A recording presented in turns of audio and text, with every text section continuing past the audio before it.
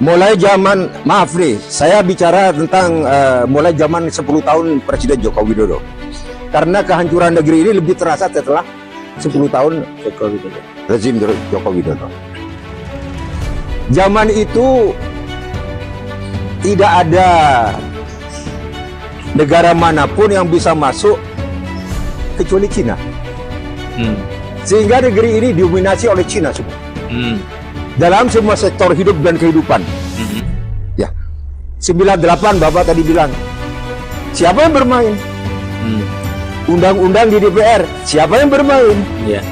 Terus kacamatanya dilihat dengan undang-undang yang kata Profesor Kailan almarhum, Profesor Edi Suasono, undang-undang dasar itu sudah dirubah 95%.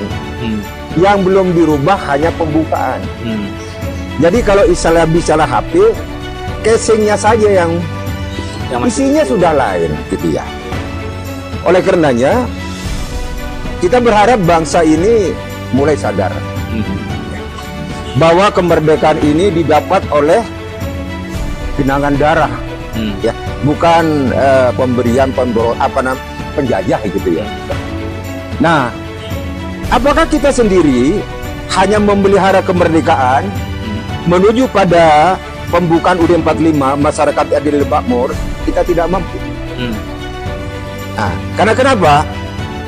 Saya tidak melihat setelah Bung Karno, Pak Harto, gitu ya, rasa-rasanya nation, kebangsaan tidak dibentuk, ya. Apalagi zaman Jokowi, gitu ya, ada kelas, gitu ya, jadinya ya. Kelas mana yang pro Jokowi, kelas mana yang bukan Joko Widodo, kan gitu ya. Ini yang saya minta kepada seluruh anak bangsa sadar, gitu ya. Ini dengan kejadian Venezuela, banyak orang bertanya, apakah di Republik ini bisa terjadi seperti Venezuela? Sangat jadi, sangat bisa. Karena sekarang pun sudah gambarannya sudah ada, ya. Jadi tidak perlu lagi direka lagi untuk bagaimana masuk. Tidak, mereka sudah masuk di Republik ini.